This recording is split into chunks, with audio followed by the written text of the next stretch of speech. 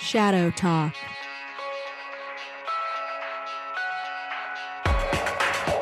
Hello and welcome to a bumper edition of ShadowTalk, back from the Easter break from last week. In this week's episode, Eternal Blues. Almost 1 year after the WannaCry outbreak, Boeing reports new infections.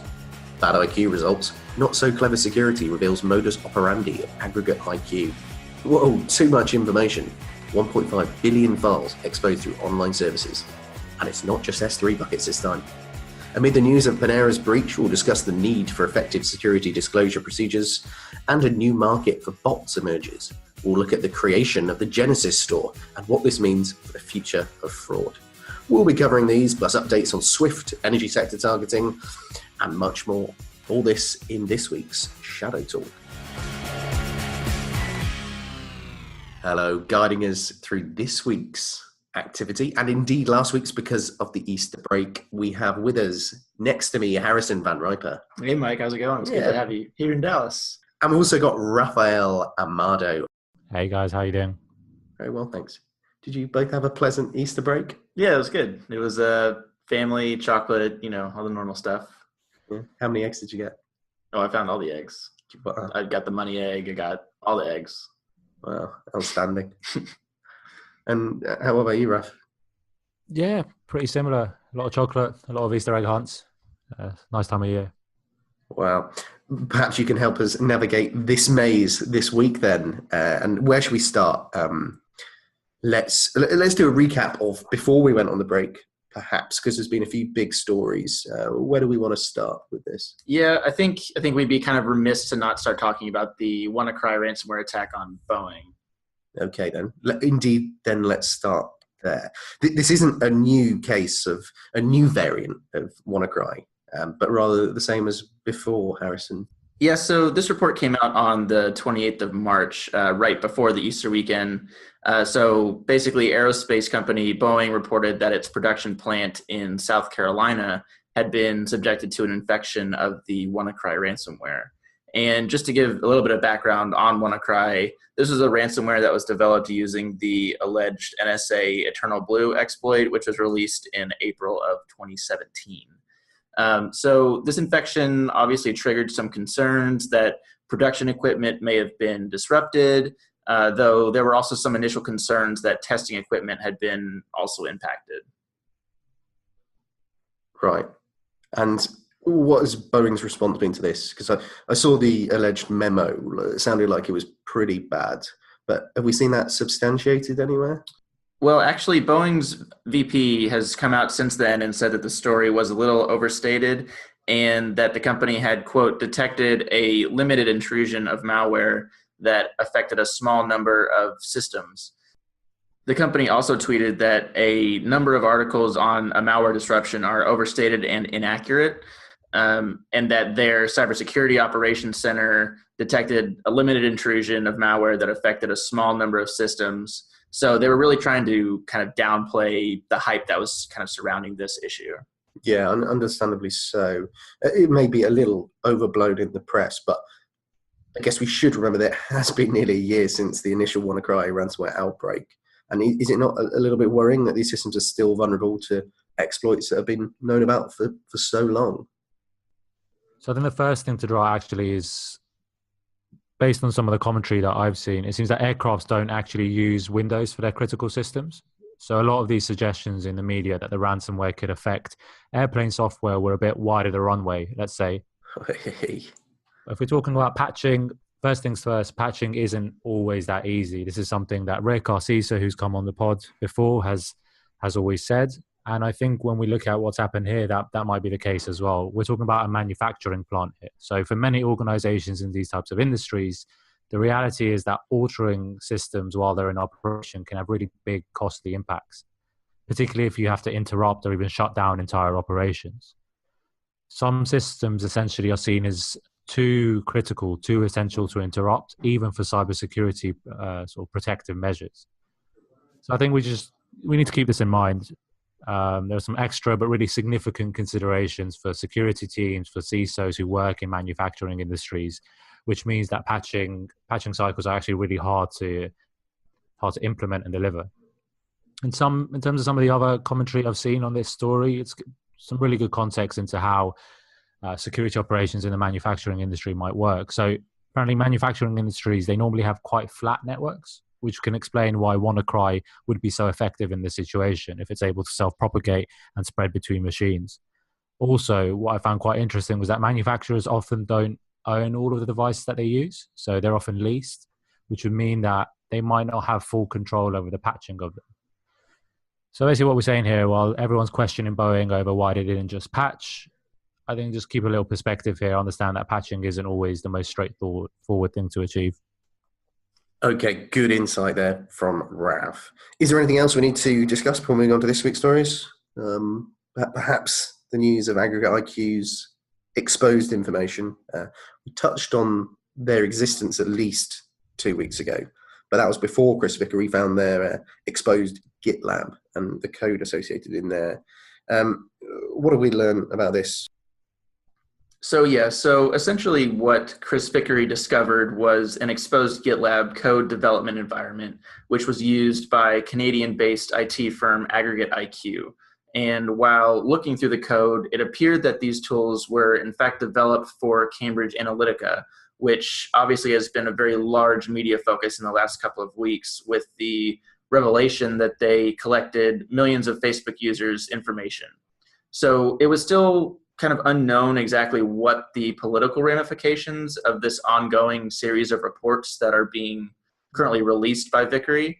But I think that the main point that kind of gets lost in within the noise surrounding this exposure is that this IT company inadvertently left a code development environment open to the public and consequently exposed proprietary information.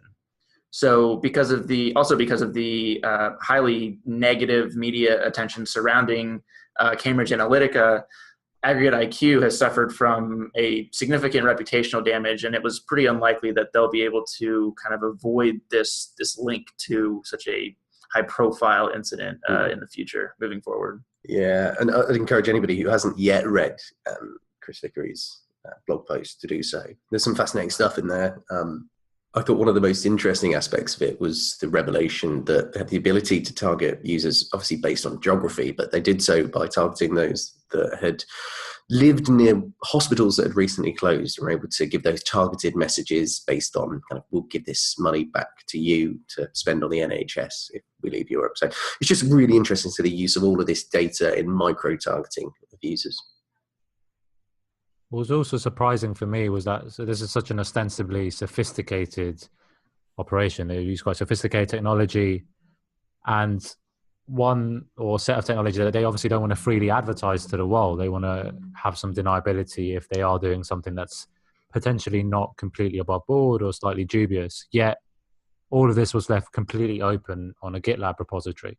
So Chris Vickery says that he was able to access the repository simply by signing up and registering an account with GitLab, and that gave him access to the entire repository. So for such a sophisticated organization, their security obviously wasn't up to par.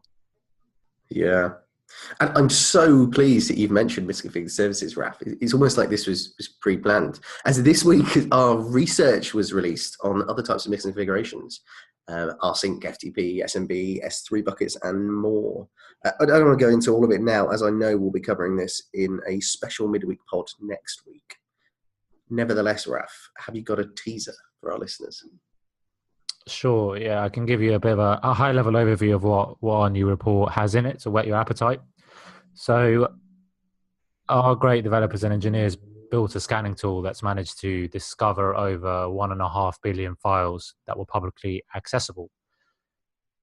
So in the current climate of concern over how widely our data is exposed and how it can be used for malicious means, this is obviously a worrying trend.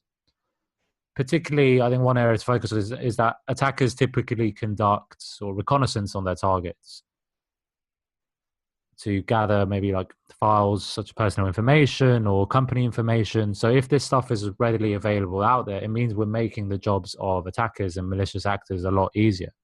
And our report, one of the areas we focus on among many areas is the number of security assessments, penetration tests, network diagrams that are being unintentionally exposed either by organizations, by contractors, by third parties, suppliers.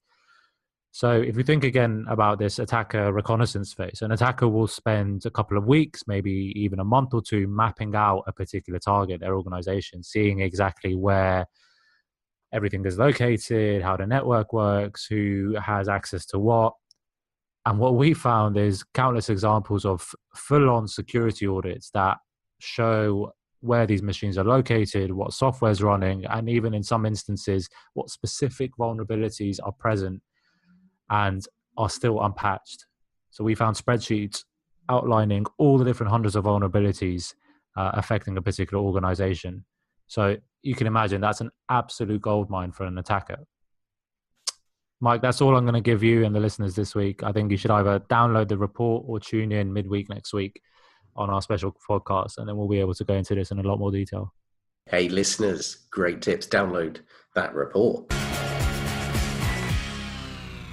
In terms of other exposures this week, we've seen more. And we've seen the Krebs reporting of the Panera breach that's leaving some with a bit of a soggy bottom. Anybody give me an insight into that? Yeah, I can give you some. So this week on the 2nd of April, security researcher Brian Krebs reported a flaw on PaneraBread.com, which is the primary website for the U.S. restaurant chain Panera, same name. He was reporting that they had left over 7 million customer records exposed since as early as August 2017. And these records included names, phone numbers, email addresses, physical addresses, dates of birth, and last 4 digits of customers' credit card numbers. So adding to this, Panera was allegedly made aware of the exposed data on the 2nd of August in 2017 by another security researcher, but they did not fix the flaw at the time. But following the Krebs article, it does appear that the website has been fixed, but since then, Krebs and Panera have been a little bit of a Twitter match going back and forth. So it's been interesting to see how that all plays out. So Panera were also widely criticized for their whole response to the situation. So one of these researchers at the forefront of the story is called Dylan Houlihan. And he said that Panera explicitly acknowledged the issue when he reported it to them, and they promised to fix it. But they ended up essentially sitting on this vulnerability for 8 months. This is what he's claiming. Once the report started to appear publicly, Panera staff, senior staff, apparently tried to minimize the exposure by claiming that only 10,000 accounts were affected. And that's when Krebs got to work and started revealing how much wider this exposure actually was. And then following this, there have been other sorts of criticisms thrown at Panera for different security issues on their website. So one of them was that they use sequential integers for account IDs. Essentially, Mike, for example, you'll use a 001, Harrison, you're 02, and I'm 03. So what the criticism here is that it's easy, you can easily guess account numbers through this scheme, and that would allow you to basically work your way through the entire database and hoover up data from everyone's accounts if you are so inclined. So not a good week for Panera, to put it mildly. Yeah, we don't know whether any actors have managed to access his data. I've seen there's some news that they did observe some scraping of that following the Pastebin release, but we're not quite sure about the details surrounding that just yet. But it isn't out of the question that malicious actors would have gained access to this data. And this kind of thing is really valuable to threat actors for a variety of reasons. It does contain the last 4 digits of a credit card number, which in and of itself can't get you that much. But the more and more data that is available allows criminals to commit just more and more fraud. And this week we have seen more ways of allowing criminals to do this and the lowering of barriers to entry. And on that point, I want to touch on one really interesting find this week, and that is the Genesis store, which has been recently created in late 2017, and it's a market selling access to their botnet. And the site, it claims, is the result of research into anti-fraud defenses of over 200 organizations. But the service has a couple of twists from a normal kind of bot for rental or botnet approach, doesn't it, Raf? Yeah, you're right, Mike. So typically botnets and botnet sellers, they focus on sort of the quantity of bots they can provide, the quantity of bots that you can use to perform whatever activity you intend to do. Genesis is different.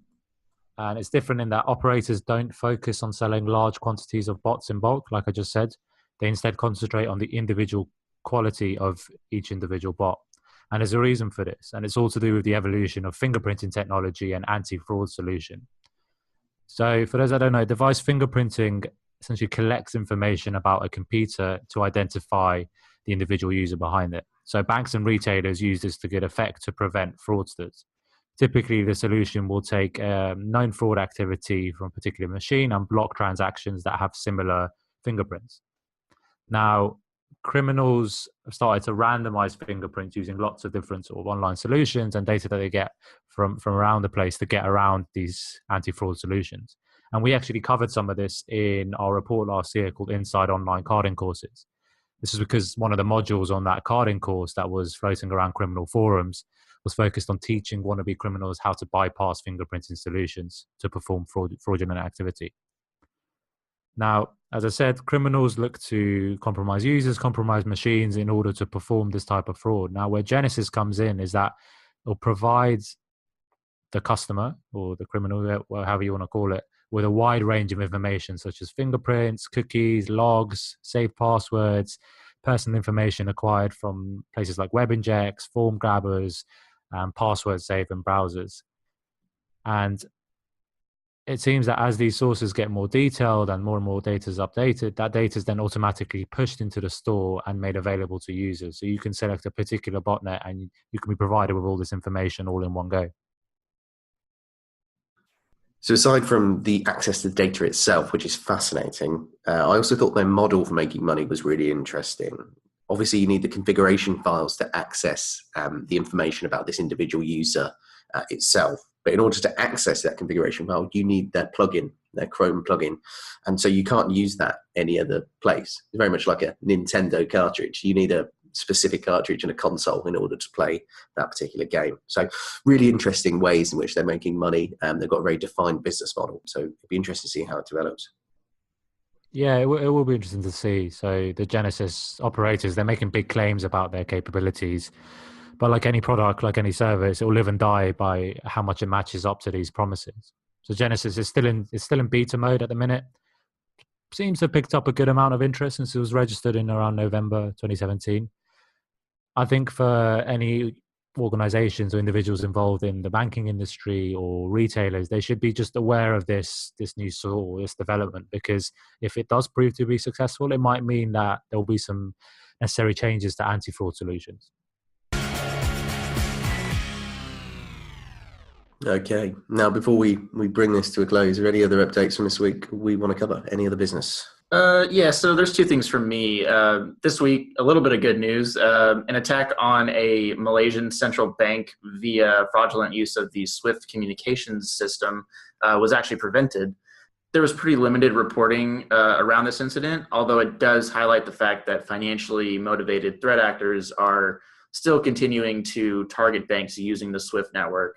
And this was likely due to the fact that there's a pretty large potential for a return on time investment or money investment or whatever kind of investment that criminals make into their attacks.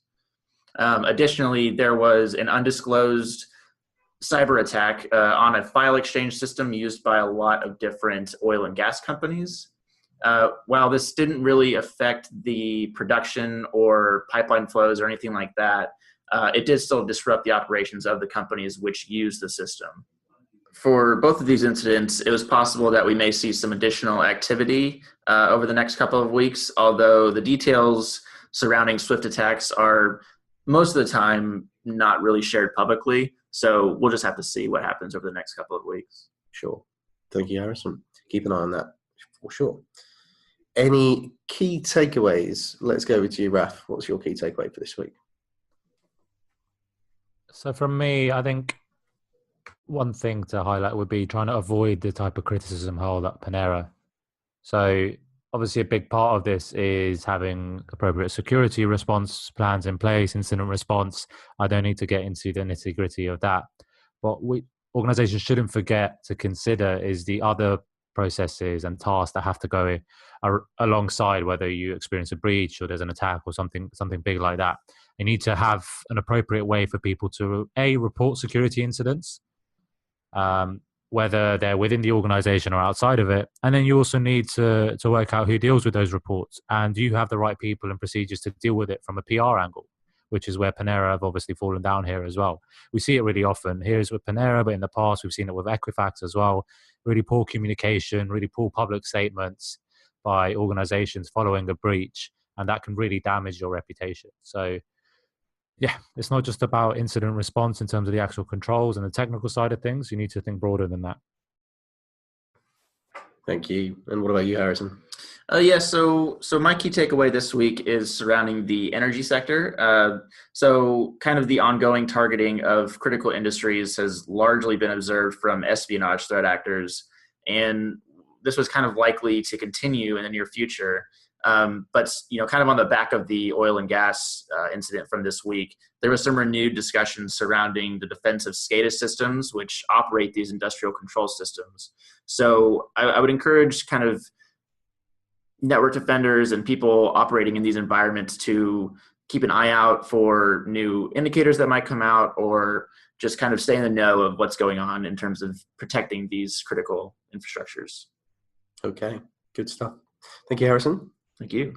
And thank you, Raf. Thank you. See you guys next week. Great. Have a great weekend. See ya. Thanks for listening to this week's edition of Shadow Talk. To learn more about what we do and download our latest white paper, visit resources.digitalshadows.com.